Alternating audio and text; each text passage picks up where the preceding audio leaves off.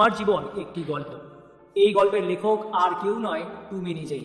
প্রতিটি গল্পের মতো তোমার জীবনেও উত্থান পতন থাকবে। কখনো হয়তো মনে হবে সবকিছু তোমার বিরুদ্ধে, চারপাশের অন্ধকার, ব্যর্থতা এবং চাপ তোমাকে ভেঙে ফেলতে চায়। কিন্তু মনে রেখো, সবচেয়ে অন্ধকার রাতের পরই ভোরের আলো আসে। তোমার স্বপ্ন বড় হতে হবে, কিন্তু বড় স্বপ্নের জন্য বড় লড়াইও লাগে। তুমি যদি মনে করো জীবন তোমার প্রতি অন্যায় করছে, তাহলে একটা কথা ভাবোই, অন্যায়টাই তোমাকে শক্তিশালী করে তুলছে। মনে রেখো, সফলতার জন্য প্রতিটি পদক্ষেপ গুরুত্বপূর্ণ, কিন্তু প্রতিটি ব্যর্থতা তোমাকে এগিয়ে নেয়। তুমি হয়তো আজ এমন এক সময় পার করছো যেখানে তোমার প্রয়াসকে কেউ গুরুত্ব দেয় না, তোমার পরিশ্রম, তোমার কষ্ট কেউ দেখে না।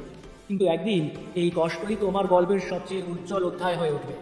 নিজের সাথে প্রতিজ্ঞা করো, আমি থামবো না। কারণ থেমে যাওয়া মানে স্বপ্নকে হারিয়ে ফেলা। তোমার ভেতরে যে শক্তি আছে তা অসীম।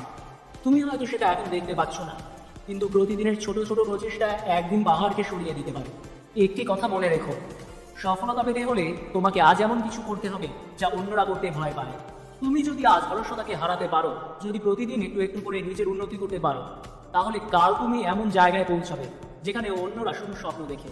তোমার স্বপ্ন পূরণের পথে অনেক বাধা আসবে, কিন্তু মনে রেখো, বাধা মানেই থেমে যাওয়া নয়, বাধা মানে নতুন পথে এগিয়ে যাওয়া।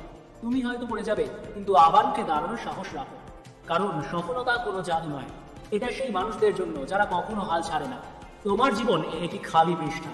তুমি কিভাবে এই পৃষ্ঠায় লিখবে সেটা তোমার উপর নির্ভর করে।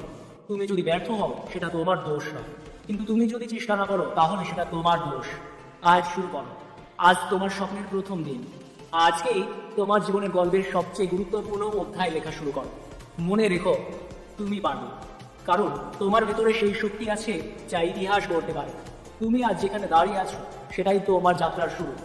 এবার শুধু এগিয়ে যাও, কারণ সফলতা তোমার জন্য অপেক্ষা করছে।